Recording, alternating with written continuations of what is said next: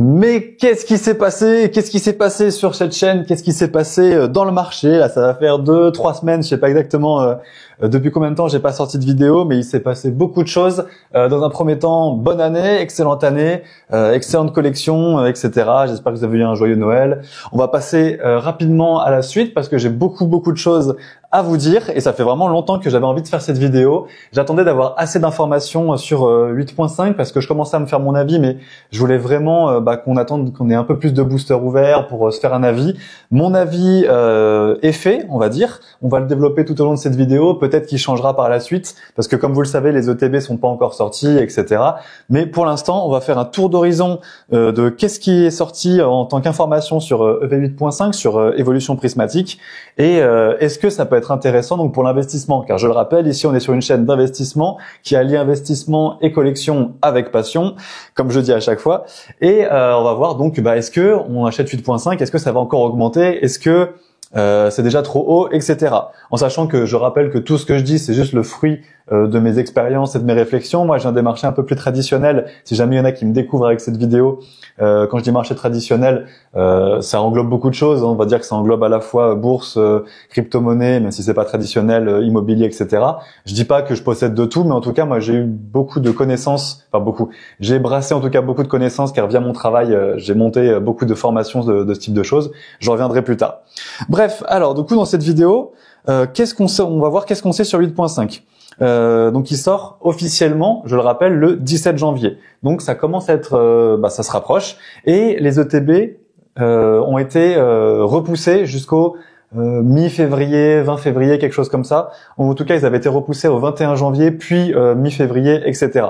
Donc j'en reparlerai dans les prochaines vidéos s'il y a des dates, parce que les dates, j'ai l'impression qu'elles changent beaucoup en ce moment. Et oui. Ensuite, donc on va parler donc du taux de drop, des retards, des stocks, etc. Donc ça va être ça un peu le fil rouge de cette vidéo. Mais avant tout ça, n'hésitez pas à vous abonner et à liker si ce que vous voyez vous plaît. Comme ça fait un petit moment que j'ai pas posté, il y a moyen que l'algorithme me mette une petite claque derrière la tête. Donc si on peut rebooster tout ça en mettant un petit like, un petit partage, etc., ça me ferait super plaisir. Allez, j'en parle plus et on passe à la suite. Et je voulais parler, juste avant là de parler de 8.5, parler rapidement de l'avenir de la chaîne, de ce que je veux faire, parce que c'est un peu aussi la première vidéo de l'année. C'est un peu je vais pas faire un bilan, mais on va plus parler de la suite. Comme vous avez pu le voir, les vidéos avant là pendant quelques temps, je sortais une vidéo par jour tous les jours. Là, il n'y avait pas eu de ralentir jusqu'à pendant un peu plus d'un mois. Non, peut-être pas, mais en tout cas plus de 20 jours. Ensuite, ça s'est espacé et là, j'ai envie de tenir le rythme de 1-2 vidéos par semaine, mais qui serait sans doute un peu plus travaillé avec un petit peu de montage. Peut-être une petite musique, j'en sais rien, pas ce genre de petits détails. Et j'avais pensé à rajouter des inserts parce qu'on me l'a fait remarquer en commentaire et je sais, je suis le premier qui trouve que ça manque. À rajouter des petits inserts quand j'ai parlé par exemple du tripack EV8.5, le mettre dans un coin ici parce que voilà, je voulais en parler aujourd'hui pour dire qu'il y a des petits stickers et que c'est ce qui fait qu'on peut pas voir si on a une triple illustration ou pas. Bon du coup je l'ai dit maintenant, mais ça aurait été plus intéressant avec un petit truc qui pop pour vous montrer ce que c'est. Sur cette vidéo, c'est un peu la dernière dans ce style-là. Mais n'hésitez pas à me dire ce que vous en pensez et peut-être que je ferai une version plus condensée que je mettrai sur Spotify ou des trucs comme ça. Là, c'est vraiment une idée que je sors un peu de nulle part, mais pourquoi pas si jamais ça intéresse du monde. Voilà, n'hésitez pas à me dire ce que vous en pensez. Et je voulais dire autre chose aussi. Voilà, peut-être aussi un peu plus écrire mes vidéos. En tout cas, ça va revenir parce que c'est un peu la reprise. Je voulais dire autre chose, mais c'est pas important. Ensuite, je voulais vous faire une... si, c'était ça. Quand je parlais que en début de vidéo que je montais des choses pour tout ce qui était finance traditionnelle, etc. C'est parce que je voulais pas trop en parler au début parce que je voulais pas m'étaler, mais là c'est un peu la vidéo où je parle un peu plus de ma vie.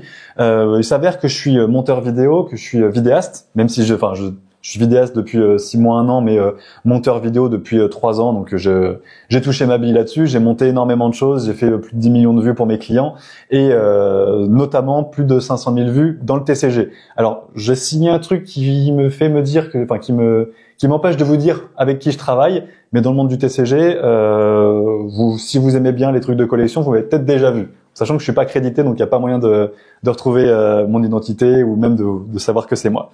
Bref, voilà, c'était pour un petit peu dire d'où je viens, mon background, etc. Et ce qui explique aussi pourquoi il n'y a aucun montage sur cette vidéo, parce que j'ai rencontré un YouTuber que vous connaissez peut-être, qui s'appelle Maxicard, qui est une des personnes qui m'avait inspiré pour faire ce genre de vidéo. Et quand je lui ai dit, voilà, moi je suis monteur vidéo, il m'a dit, quoi, toi t'es monteur vidéo, mais il n'y a aucun montage sur tes vidéos. Et il avait raison. Moi, j'avais pas du tout pensé à ça parce qu'en fait, justement, s'il y a aucun montage sur mes vidéos, c'est parce que je fais ça toute la sainte journée. Qu'il y a des jours où je passe entre 8 et 14 heures par jour sur des montages et que c'est un petit peu, là, je fais une vidéo comme ça, sans retravail derrière. Mais c'est vrai, comme vous avez pu le voir dans le vlog, je suis capable de faire des choses un peu plus quali, avec une petite touche créative, avec un petit peu de, voilà, un peu plus youtubesque. Mais voilà. Et pourquoi est-ce que je parle de ça? C'est parce que je me posais la question, parce que je commence à avoir une petite communauté et j'ai toujours dit que je voulais pas vendre de formation Pokémon machin, parce que si j'en fais une, elle sera éclatée, parce que c'est ce que je dis dans mes vidéos. En fait, la première vague de vidéos, là, les 20 premières vidéos, c'est vraiment les gros basiques à regarder de temps en temps, parce que c'est un peu ça qui vous donne le mindset. Et je pense qu'une formation, vous donnera pas forcément plus de choses que ça. Enfin, après, moi, j'ai pas acheté de formation de youtubeur, mais ensuite, les seules choses qu'on peut dire, ce serait dans un groupe, achetez ça, vendez ça, achetez maintenant. Et moi, j'ai pas envie de faire ce genre de choses. J'allais dire du moins pour l'instant, non, tout court. J'ai pas envie de vous dire achète ça parce que si vous perdez, c'est ma faute. Donc, j'ai pas du tout envie de mettre ça en jeu. Je peux donner des conseils, mais je peux pas faire payer ces conseils. Enfin bref. Et donc, je parle de ça parce que je voulais faire des propositions, si ça vous intéresse, en coaching ou en aide en montage vidéo. Parce que voilà, moi, je suis un professionnel depuis 3 ans. Professionnel, c'est pas pompeux, hein, c'est juste je gagne ma vie et je paye le loyer de l'appart que vous voyez pas, mais qui est autour de moi, avec le montage vidéo depuis des années. Et si jamais il y a des gens qui veulent soit devenir pro, soit s'améliorer, soit se lancer sur YouTube, peut-être se faire un petit call, une demi-heure, 30 minutes, 30 minutes, 1 heure, pour proposer un petit peu, on se fait un petit coaching, vous me montrez votre timeline, je vous donne mes astuces, etc. Évidemment, si je le fais, ce sera très probablement payant, parce que je prends de mon temps en plus et j'essaie justement de faire un peu moins de montage dans ma vie de tous les jours. Mais voilà, je me suis dit ça pourrait être intéressant, si ça peut aider des gens, je pose l'information là, et si ça intéresse des gens, j'en reparlerai peut-être de temps en temps. Pour l'instant, il n'y a rien de prévu, il n'y a pas de lien en description, rien du tout. Bref, ensuite on va pouvoir passer, j'avais aussi une idée, parce que là j'ai réussi à mon frère qui m'a dit qu'il avait réussi à choper une display EV8. Alors pas .5, faut pas déconner, mais une display EV8, avec le Pikachu, etc. Il va peut-être en avoir une deuxième et je lui ai proposé, si jamais ça l'intéresse et si vous aussi ça vous intéresse, qu'on se fasse, parce qu'on n'a pas envie de l'ouvrir juste comme ça, parce que c'est un peu chiant, c'est difficile à trouver, on sera jamais rentable, on va jamais un retour sur investissement. Je me suis dit pourquoi pas le faire sur les applications d'enchères type Vogt ou Whatnode. Alors moi je suis jamais sur ce type d'application, je sais même pas si c'est rentable, je sais même pas si c'est de l'arnaque parce qu'il y a beaucoup trop de frais, etc. Mais je vais me renseigner et je voulais savoir un petit peu si vous serez chaud qu'on se fasse exceptionnellement un live, peut-être à la fois sur YouTube et sur Vogt, où on ouvre cette display, où on vend les boosters à l'unité. Si jamais vous voulez les ouvrir, on les ouvre. Ça nous fait une petite animation, etc. Bref, là je vois que ça fait déjà presque 8 minutes de vidéo. Je vais rentrer dans le sujet du jour. Je vous rassure, les prochaines fois, on ira plus vite. J'ai aussi à cœur de faire des vidéos plus courtes et plus concises. Mais voilà, que voulez-vous, c'est la vidéo de reprise. Il fallait que ça reparte. Et surtout que là, on a un gros sujet. Le sujet donc qui est EV8.5. Est-ce que c'est un set problématique? Alors, moi je vous dis, là j'ai une petite note avec mes points clés. J'ai marqué un set problématique, mais il n'y a pas de point d'interrogation, parce que pour moi, c'est clairement un set problématique. Est-ce que ça veut dire qu'il est mauvais? Est-ce que ça veut dire qu'il faut l'oublier? Est-ce qu'il faut prendre des conclusions? Pas forcément, mais je vais énoncer moi les quelques points qui me font me dire que c'est un peu, alors ça, c'est là pour la hype, mais c'est pas là pour les collectionneurs. Enfin, en tout cas pas pour l'instant. Le premier truc, c'est que on en reparlera tout à l'heure, mais il y a un très très mauvais taux de drop. Mais on a aussi l'impression que les Reverse Pokéball et Master Ball comptent comme un hit et donc prennent la place d'une X, d'une Full Art, etc. Qu'est-ce que c'est les Reverse Pokéball et Master Ball? Parce qu'il y en a peut-être qui n'ont pas suivi tout ça V8.5, qui regardent cette vidéo justement pour en savoir un peu plus. Moi, je peux vous dire que j'ai écumé au moins 80% des ouvertures françaises de 8.5 sur YouTube et d'autres réseaux. Et donc, c'est pour ça que je vous fais un peu cette vidéo résumée. Il s'avère que, comme au Japon, comme dans les cartes japonaises, sur certains sets, il y a des reverse. Là, tu vois, ça aurait été bien que je vous mette une petite image, une petite reverse avec une Master Ball en fond et qui est un petit peu texturée aussi, etc. Pour l'instant, on l'avait jamais eu, même pour 151, on n'avait jamais eu ça, il me semble, en tout cas en français. Et cette année, avec 8.5 évolution prismatique, on a de temps en temps, c'est très rare, enfin relativement rare, une reverse, donc ça peut être n'importe quelle carte, une commune, une unco, une rare, qui est une Master Ball. Et on a aussi Master Ball et Pokéball. Donc c'est pareil, c'est juste Pokéball, mais qui doit être un petit peu moins rare, qui va coûter un petit peu moins. Et il faut savoir qu'au Japon, les Reverse Master Ball, ça coûte hyper cher. Il me semble que là sur eBay, j'ai vu que il y avait la Noctali, donc juste en rare, en Reverse Master Ball, qui s'est vendue pour plus de 200 €. J'ai vu ça vite fait avant de faire la vidéo, mais c'est pour vous dire que c'est pas 2 € de plus. Et le problème, c'est que ça va augmenter artificiellement, notamment le nombre de cartes dans le master set, dans le master set, parce que le full set c'est sans les reverse, dans le master set, mais aussi ça va augmenter artificiellement la valeur du set. Et ça enlève, si jamais vous vous intéressez pas à cette nouvelle rareté, qui sont intéressantes mais sur des cartes assez random, carrément en fait, c'est totalement random, ça enlève les taux de drop sur les X, full art, etc. Donc peut-être que il y a un taux de drop il y en a toujours 1 sur 4, ou les full art ce sera toujours 1 sur 12, etc. Mais en gros, même quand on a un hit, et en fait ça peut quand même provoquer de la déception, parce que vous allez avoir un Chrysacier Pokéball. Je crois pas que Chrysacier soit dans la série, mais c'est pour vous donner un ordre d'idée. Et donc ça augmente artificiellement la hype, la valeur, le nombre de cartes. C'est un peu comme un jeu vidéo où on nous rajoute 150 quêtes secondaires qui nous servent concrètement à rien. Voilà, parce que moi j'ai cherché les Kurogu sur Breath of the Wild et Tears of the Kingdom. Bon j'ai passé une centaine d'heures à faire un truc qui était juste pour rajouter 100 heures. Voilà, et je les ai pas eu tous. Ça c'est le premier problème. Mais on va dire que ça, ce serait pas un problème s'il y avait un excellent taux de drop, qu'il y avait énormément de stock, etc. Parce que c'est juste en plus, on va dire. Mais là, comme on a très peu de stock, et surtout, si vous avez pas vu, on a un taux de drop qui est explosé. Tout le monde disait, et moi le premier dans mes vidéos, c'est 1.5, ça va faire un peu comme Zénith Suprême, ça va tomber assez bien. Enfin, ça va quand même peut-être pas forcément être rentable, parce qu'on savait que forcément ça allait être un peu scalpé et que les prix allaient augmenter très vite. Mais au moins ça devrait être agréable à ouvrir, un peu comme du 151, même si pour le coup j'en ai jamais ouvert sur toutes les ouvertures que j'ai vues sur YouTube. Et il s'avère que c'est vraiment pas le cas. Vous êtes très certainement au courant. On en est même à se demander s'il n'y a pas un bug, parce que pendant quelques semaines, on avait eu 100, 200, 300, 400 boosters, et on n'a vu aucune alternative. Alors il me semble que moi j'avais vu une alternative, mais qui n'était pas dans les évolutions, donc on va dire pas les grosses alternatives. Et il s'avère que toutes les full art, c'est des full art dresseurs. Donc pareil, t'as ta full art, tu fais c'est une full art, qu'est-ce que c'est? C'est une dresseur. Et même si c'est cool, c'est pas ce qu'on recherche. Et tous les Pokémon, en tout cas une immense majorité des Pokémon en haute rareté, c'est en alternative. Et il me semble là que récemment, on a plus de 500 boosters, qu'il y a une alt qui est sortie sur Vogt ou Whatnot, et qui était la Noctali. Donc pour le coup la meilleure, mais en tout cas en français pour l'instant il y a strictement rien qui est sorti. Peut-être qu'au moment où je vais sortir la vidéo, parce que je vais la sortir dans un jour ou deux je pense, il va se passer des choses, mais pour l'instant on en est à se demander s'il n'y a pas un bug, ce qui expliquerait les retards sur les ETB, qui se retarde de 2 semaines, 3 semaines, 1 mois depuis le début.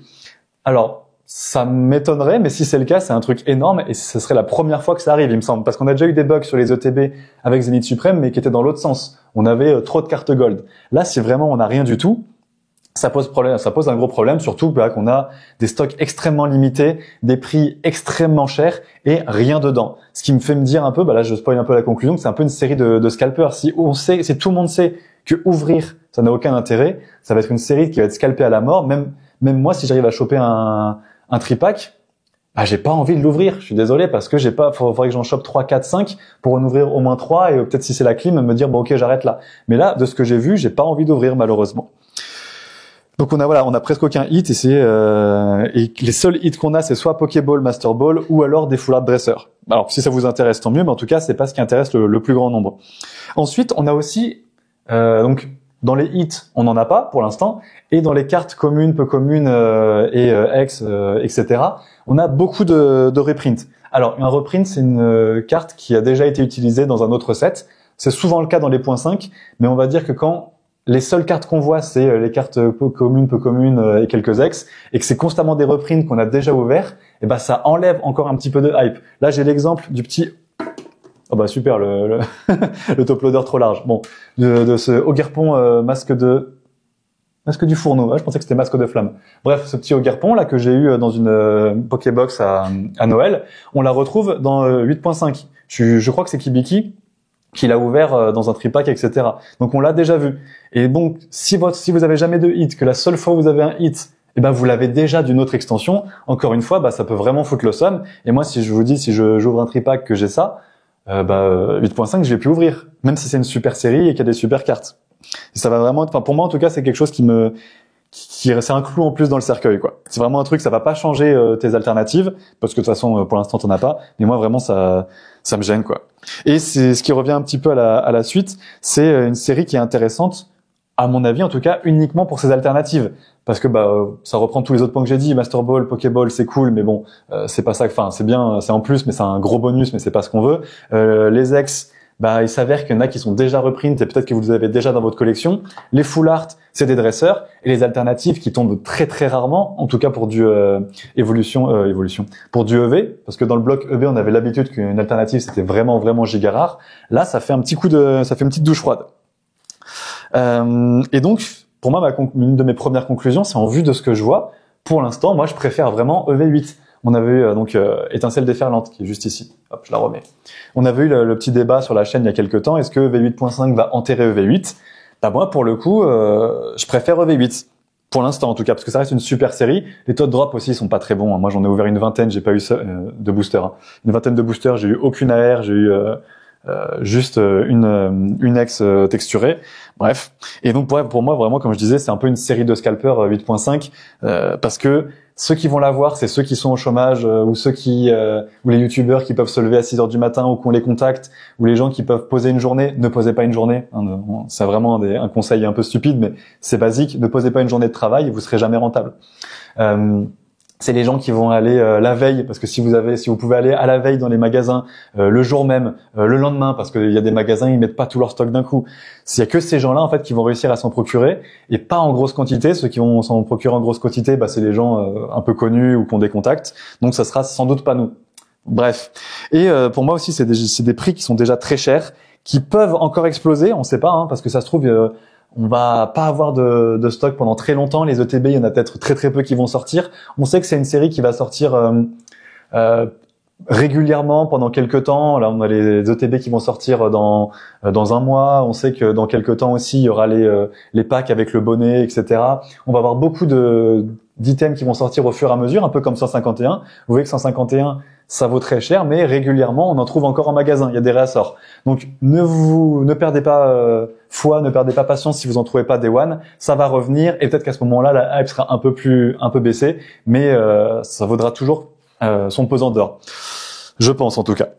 Et donc, est-ce qu'il faut investir sur 8.5 ? Pour le coup, comme je disais, c'est une série qui peut encore exploser, mais qui peut aussi vraiment redescendre ou stagner. Je pense pas que ça va vraiment baisser, mais ça peut vraiment stagner longtemps si on se retrouve à mettre un peu plus de stock. Ce qui pourrait être la stratégie de Pokémon Company, de faire une hype, et puis à un moment donné, faut rentrer des billets, faut rentrer des chiffres, et là on inonde modérément, parce qu'il faut qu'ils gardent la hype active, mais on inonde un peu plus régulièrement, et ça pourrait faire stagner un peu plus longtemps le prix des items.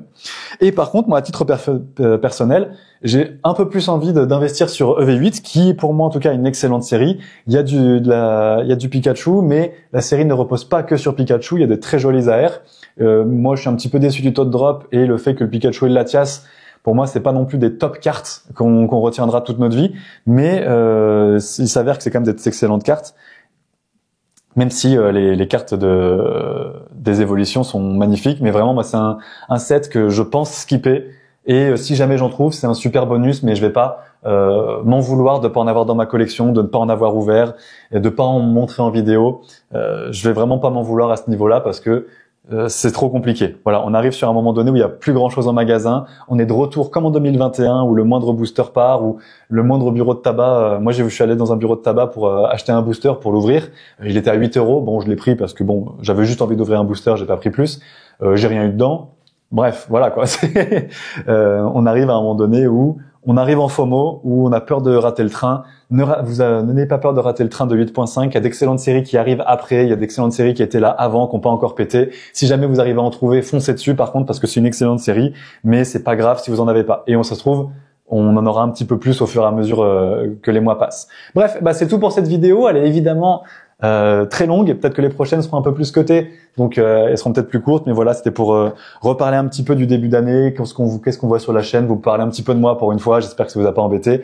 N'hésitez pas à rejoindre le Discord, on a dépassé les 1000 si ça vous intéresse, et les 1000 personnes dessus. À vous abonner, à liker si c'est pas déjà fait. Moi, je vous dis à très bientôt pour une prochaine vidéo, et collectionnez et investissez bien.